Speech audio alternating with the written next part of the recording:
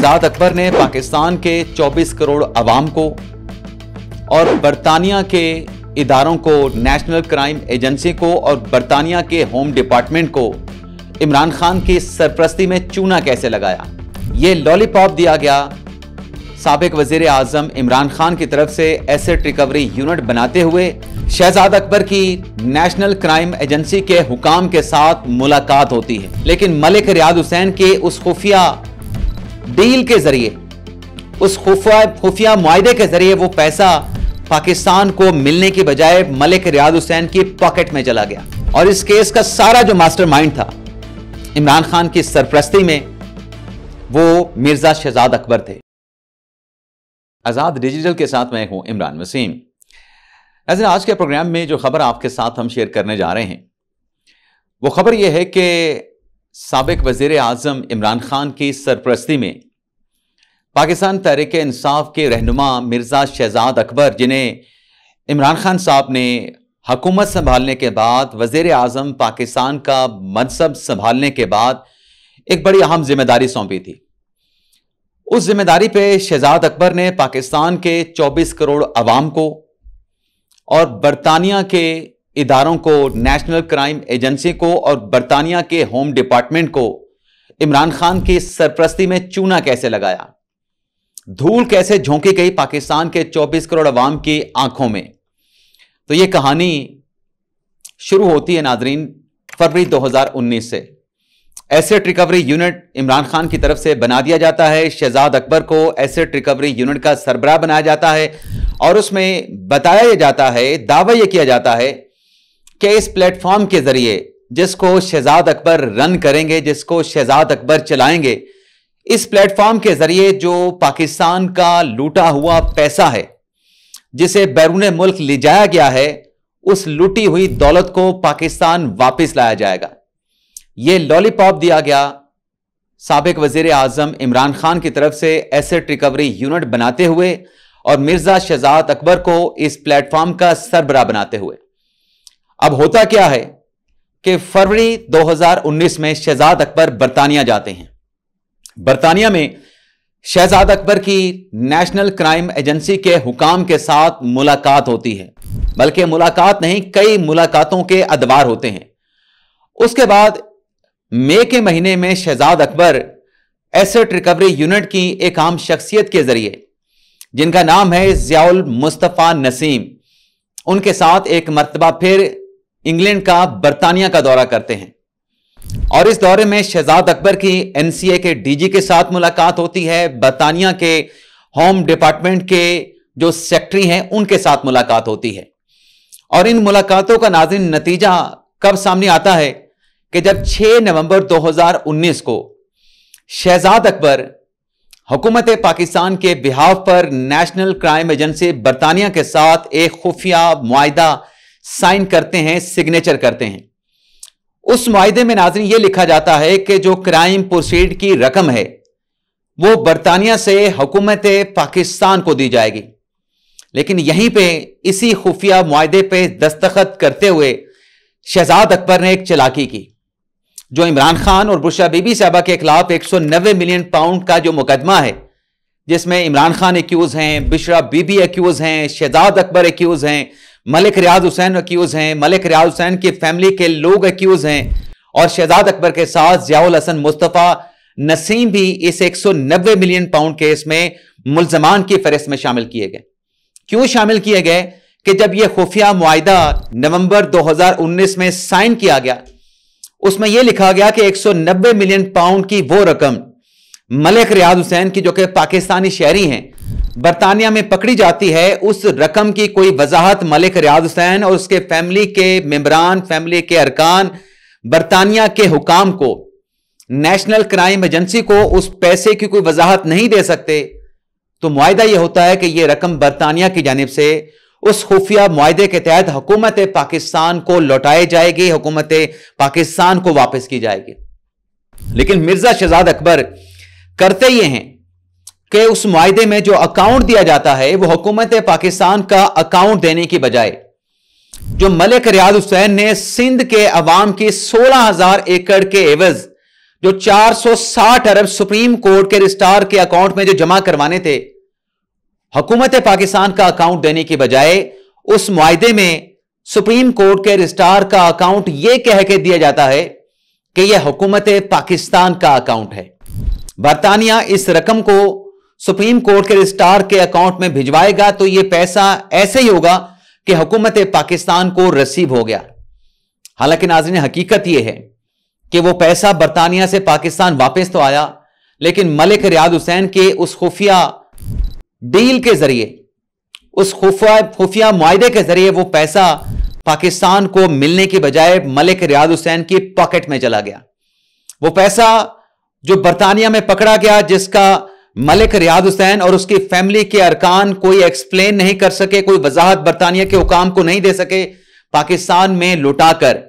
हुकूमत पाकिस्तान ने वजीर आजम इमरान खान की सरपरस्ती में मिर्जा शहजाद अकबर की निगरानी में वो पैसा पाकिस्तान में ला के मलिक रियाद हुसैन के हवाले कर दिया जाता है। अब अगर वो पैसा लीगल मनी होती, वाइट मनी होती, तो मलिक रियाद हुसैन उस पैसे की वहां पे वजाहत करते। वो पैसा वजाहत करने पे बरतानिया में रहता, पाकिस्तान में वापस नहीं आता। चूंकि वो पैसा लीगल चैनल के जरिए बरतानिया नहीं गया था, वहां पे पकड़ा गया था, उसकी कोई वजाहत नहीं थी,